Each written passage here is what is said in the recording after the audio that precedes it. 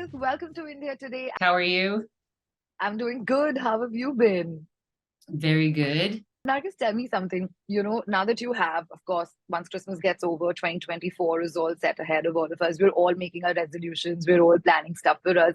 Did you sort of make like a plan ahead of yourself professionally that you A, want to do, and B, you feel like this could be like, how everybody says, how Sushmita recently told me, like this was her second innings and she's nailed it. Do you also feel that you have planned out your career for yourself next year onwards, where you feel that you finally will getting stuff and work that you really, really want to do? I mean, I don't really plan life. I don't know if you know that saying. I plan, God laughs. Did you ever I hear do. that? Yeah. So you have an idea of what you're hoping for, and you like visualize that, and then you put that away, and then you just work towards whatever it is you want in your own way and your own time. So, and when it comes to career, obviously, I'm very into work-life balance because living a real life is very important for me. And also, I do work outside of India, so I'm excited about another project that's international. So I have a lot of things going on. So I just like say, okay, this is what I hope to do. Let's Mm. see how I can get there.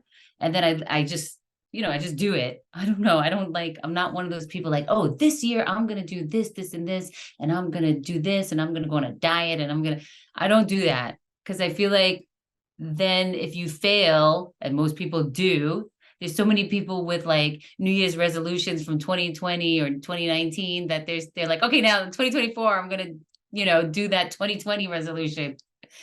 So, and I don't like to put a lot of pressure on myself because I think we have enough stress in regular life. So Tell me, how do you manage to stay so chill and easy in such a competitive, pressured world? Like everybody's running against the clock. But I feel like the vibe that I'm getting even virtually from you is that you take it, you go with the flow.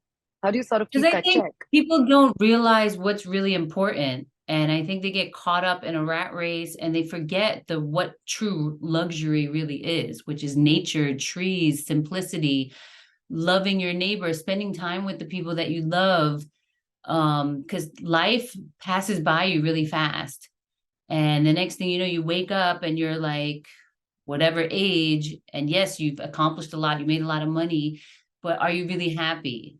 I mean, for some people, maybe working is a thing that makes them really, really happy, and then they don't have anything else, and that's what they love. That's cool. But every human is different. So I think for me, I love my work. I love working. I really enjoyed Tatlubaz because I got to play an interesting character for the first time in my career, very Desi character. And then I also love my regular life where I get to go like playing in the snow and like, if I want to go skiing or if I want to go hiking in the wilderness of whatever, New Zealand, these are things that I also love so much that I would die without that part of me. Yeah. Now, just tell me right now, if you're going to be picking any projects for yourself, what role would intuition play in deciding what is it that you want to do, whether it is nationally or even internationally? Or are you just going to, again, just go with the flow and see how things pan out for you? I mean, when you talk about internationally, it's not like you go in and say, oh, I'm going to be this or I'm going to do this role. It doesn't work like that. Whatever is going to be made and that there's a casting and someone feels that you fit that casting, that's what Mhm. happens. So as an actor, people always ask, what do you want? What do you see yourself playing? Which role? As an actor, I'm supposed to play every role. And if I get that opportunity, I will play any and every role that I can because that's the fun of acting. You get to be so many different people in the one life that you have. Mm. Now, just tell me something. If personally I was supposed to ask you this, what three things define you and your personality that really, really, is something that no matter what happens around you will never shake your self-belief because you know that these three things in you are your solid crux points. And no matter what happens, I'm here. I'm stable. I guess my belief in a higher power, like I just had a conversation with someone that you have stress in life and you worry. And of course, life is hard. So it's understandable to worry. But as long as you have faith in a higher power and you just believe that you're going to be okay. You end up being okay. And if you look at your past life situations, most of us always come out okay, and everything is going to be okay. So that would be one, I guess, trait, that I have strong belief that everything turns out the way it should.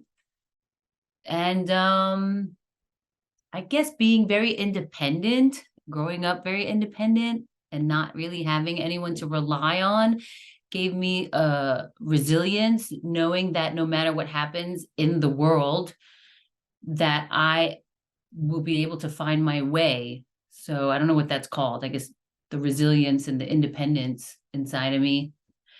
And then that I'm so funny and entertaining that I entertain myself. So I'm never bored.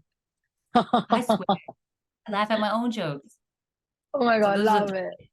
One important thing that I really want you to talk about is I'm sure you're aware that deep fake is something that's been going on right now, and it's attacked so many people, not just celebrities, but also commoners. The whole use of, social media tools and AI, it's great when it's for the positive, but things like these, when it happens, it really impacts somebody like you who has the following. What's the one thing that you'd like to tell people? So, is A, there's the awareness, and B, people just probably stop using it. I mean, with everything and everything that's new that comes into the world, there's always bad people out there that will take something good and make it bad. And like you said, awareness is the first thing.